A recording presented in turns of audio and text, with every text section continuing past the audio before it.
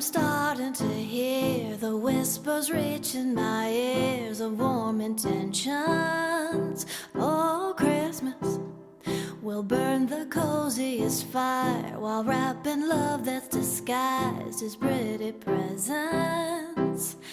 Everyone I know deserves a little bit of love. Every face I've seen through the years.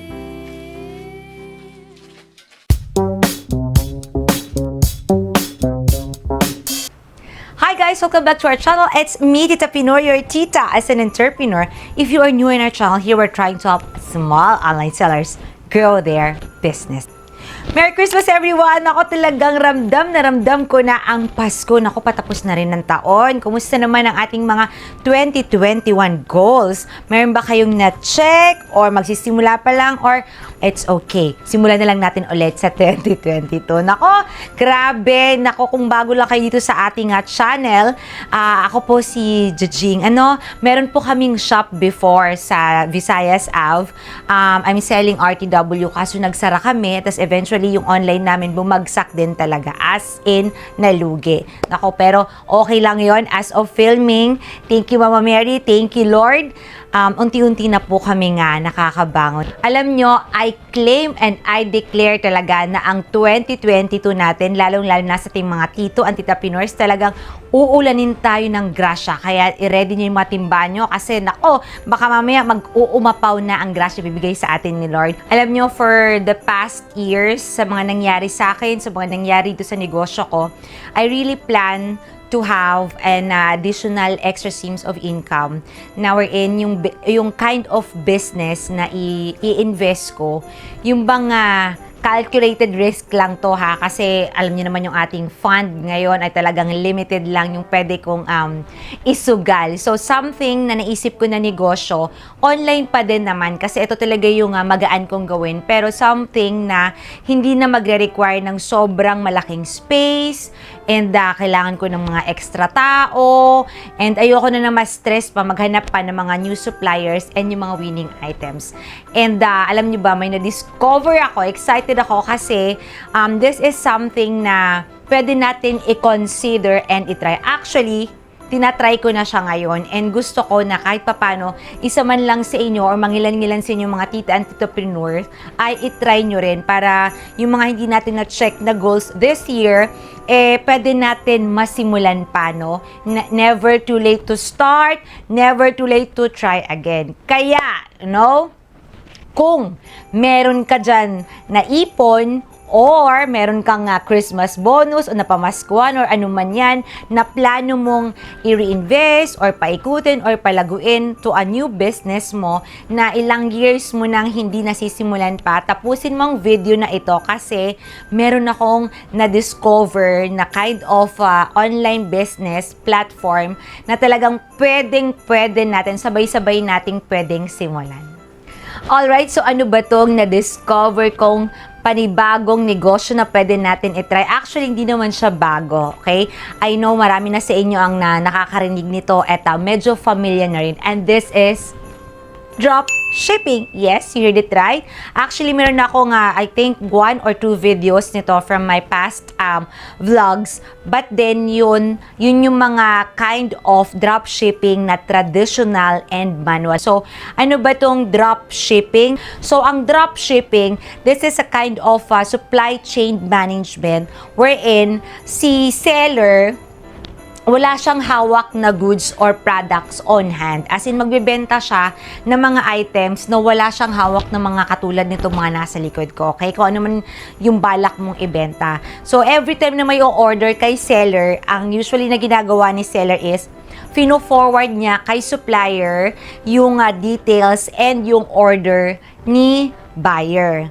But this time, yung na-discover ko, panibago na, new age, mas efficient, hassle-free, and talagang updated and modern way na ng pagda-dropshipping.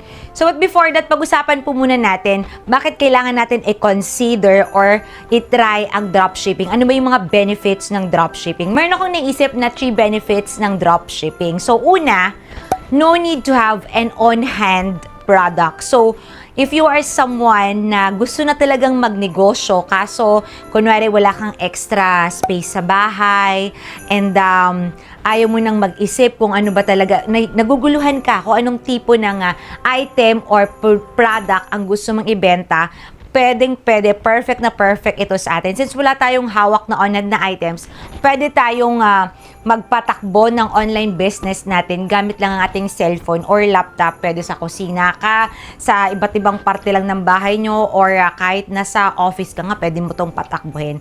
Next, no need for manpower. Since wala tayong hawak na mga items, hindi mo na kailangan ng extra tao na taga-pack, taga-gawa ng inventory, or taga-ayos ng mga products mo, di ba? Yung mga taga-salansan, ganyan. Ikaw lang, sapat na. O, gusto mo yon?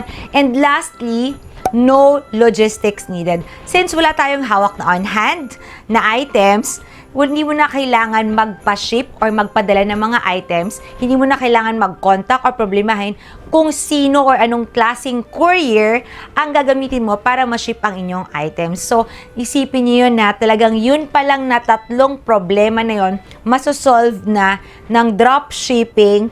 Makakapag-online business ka sa bahay mo, sa office mo, anywhere. Basta may internet ka lang, laptop at saka cellphone, goods na tayo this year 2022.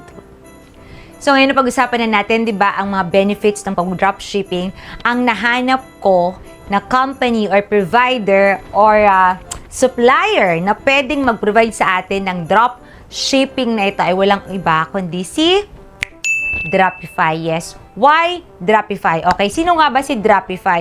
Si Dropify isa siyang company that provides a local dropshipping through Shopee and Lazada. Yes, you heard it right. And soon, magkakaroon na rin sila sa Shopify and WooCommerce. Oh, sobrang amazing nito. Naku, nakaka-excite. Kasi dati, kung isipin nyo, yung mga dropshipping na nagaganap, kukuha ka lang ng pictures sa supplier mo, tapos ipopost mo sa Facebook, Instagram. Ito, kay Dropify, pag nag-subscribe ka na sa kanila, ang ibibigay nila sa'yo is online shop na ready to use na, as in ready to operate na. Bakit si Dropify? Una, time saver. Nako, talaga naman, alam mo, talaga sa pagdinegosyo, kailangan execute na kaagad talaga tayo kasi yung pag-aayos talaga ng online shop, minsan isa pa yun sa nakaka-delay sa atin kung bakit hindi rin tayo nakakapag-execute ng ating business. So, with Dropify, time saver because within, I guess, 24 to 72 hours, makukuha mo na ang inyong online shop. So, after mo mag-subscribe or mag-register sa kanila, aayusin na nila yon, and then, sit back and relax ka na lang. Isipin mo na kung anong pangalan ng online shop mo. And then, after I guess, 72 hours, makukuha mo na ang inyong online shop. Ako, as of filming, no, kaka-receive ko lang ng aking online shop. Ayusin ko pa lang siya. Sa akin, naswerte ako kasi within 48 hours, na-receive ko rin aking online shop through Shopee. Okay? So, time saver. Tapos, next, multi-category. When you say multi-category, ito na yung isa sa mga pinakamagandang part ng dropshipping through Dropify, ha? Ang problema natin sa pag-online business is yung isipin natin kung anong product ang ating ibebenta, okay? So, minsan ako talaga na-stress ng minsan gusto kong, kung uso ngayon mga kitchenware, gusto kong magbenta ng kitchenware. Na uso ang mga sneakers, gusto ko rin ng sneakers. Kaso, sobrang dami, sobrang lawak, ang ending nun, hindi ko na siya masimulan. With Dropify, nakakategorize na siya. Pipili na lang tayo kung anong gusto natin. Meron na silang pang pets, pang babies, pang kitchenware, pang beauty products, sneakers, at marami pang iba. Through Dropify also, multi-platform. When we say multi-platform, pwede mo siyang ibenta through Shopee and Lazada. And soon na nga, magkakaroon na rin sila sa Shopify at saka sa WooCommerce. So again, pagka-subscribe mo sa kanila, ready na yung shop mo, pipili ka na lang kung sa Shopee or sa Lazada. Ako, ang pinili ko Shopee kasi doon mas gamay ko paano gamitin ang Shopee. Also, money saver. So, I think, baka sa aking title ay sinabi ko doon na zero capital na business. Okay. Zero capital for the inventory. So, imagine this, listen carefully mga madam, mga tito at titapreneurs. Pag nagnenegosyo tayo, di ba, mamumuhunan tayo para sa produkto natin. Kay Dropify, imagine niyo yung 8,000 pesos nyo. Yun kasi yung pinakamura nilang subscription. 8,000, makakapagbenta ka na ng 500 to 700 na sapatos, na sneakers. So, kung i-compute nyo yun, parang nasa 16 pesos lang ang puhunan bawat sapatos. So, through dropshipping, magsusubscribe ka. So, anong klaseng category ang gusto mo? Yung malapit lang sa puso mo, yung confident kang ibenta. Wala ka ng ibang babayaran, kundi yung monthly subscription lang, fixed monthly subscription lang sa category na gusto mong ibenta. So, kung mamumuhunan ka, kunwari sapatos, kunwari damit, so every now and then, di ba, bibili ka kunwari, ito, tapos yung mga panibagong design na naman, so panibagong puhunan na naman, paano pag di mo nabenta, di lugi ka na naman. Also, lastly, easy out and easy in. O gusto nyo letter Z, ganyan. So, since through subscription lang siya, pwede kayong magbenta kunwari this month, very motivated kayo, inspired, in love, and talagang go, go, go. Pwede rin kayong yearly. Or kung halimbawa, broken-hearted ka ngayon, di ka na-inspired, mayroon kang hormonal sumpad, so and so, kung ano lang mga dahilan mo, tinatamad ka, o stop mo muna, okay? Hindi ka muna magsusubscribe sa kanila ngayon, wala ka munang 8,000 or 10,000 na babayaran monthly. Tapos, kung next month ay okay ka na ulit, edi, resubscribe ka ulit. O, diba, ganun lang siya kadali, ganun ka-efficient kapag nag-register or nag-try natin, or nag-try tayo kay Dropify. So now, medyo parang vague sa inyo. Vague! Kayo, ang dropshipping through Dropify, ipapakita ko sa inyo, mag-walk through tayo. Papakita ko sa inyo paano nag-work ang Dropify. So, panoorin nyo yung video na to para mas lalo nyong maintindihan. Alright, i-click nyo po yung link dyan sa aking description box para mapunta tayo dito sa Dropify website. From there, gawa po tayo ng account with your valid email address pati password. Antayin nyo po yung email ni Dropify para ma-verify nyo ang inyong account. Kailangan nyo pong i-verify para ma-view po ninyo yung mga catalogs with their prices. So, ito po yung mga samples na pwede nating ibenta sa Lazada and Shopee. Yung mga naka-black and white po, yun yung mga upcoming catalogs nila. So, let's say gusto nyo po yung Sleep Essential Plus, ito po yung makikita nyo na pwede nyong ibenta sa inyong online store. Now, lahat po ito nasa 500 to 700 na pwede nating pagpipilian. Let's say kung gusto nyo po ito, proceed na po kayo sa subscription. And then, pili po kayo kung saan nyo gusto ibenta, sa Lazada or sa Shopee. Let's say sa Shopee, click nyo lang po yan and then may option po dyan kung monthly, quarterly, or semi-annual. Check out po natin and gamitin po natin yung ating voucher code para makakuha kayo ng 20% discount. Check out and then antayin nyo lang ang email ni Dropify. O, diba? Sobrang dali lang. Excited na rin akong makita na gagawin nyo to. After nyo mag-register, no, na mata-turn over na sa inyo ang inyong online shop, either Shopee or Lazada, kayo na bahala ang magpapaganda and mag-publish ng mga pictures or mga photos ng mga products dyan sa online shop ninyo. Ready to run a business na yan siya. So, every time na may o-order sa inyo, hindi na kayo ang mag-prepare, diretso na yun doon kay Dropify. Si Dropify na ang bahala mag-prepare and mag-ship ng orders ninyo. Ang gagawin nyo na lang is, i-monitor nyo na lang yung mga orders ninyo and then every week,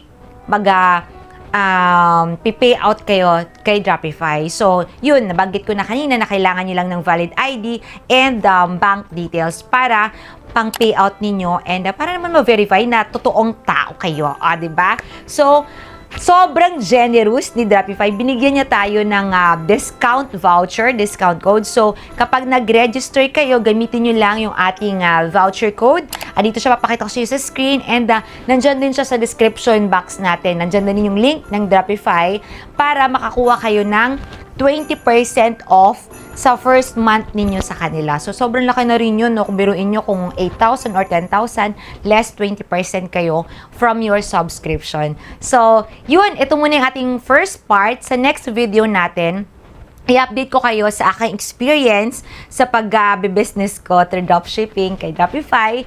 Kung ano ba, kumusta ba, kung okay, sulit, ano ba yung mga dapat kong improve, nakailang sales ako, and so, and so. So, let me know at the comment section kung meron kayong mga question or kung interesado ba kayo or na-try nyo na ba ang Dropify. Share nyo naman sa amin dito para magtulungan din tayo dito. Okay? So, I think that's it for today. Merry Christmas. Enjoy nyo yung holiday and I'll see you again in the next video. Stay home and keep safe.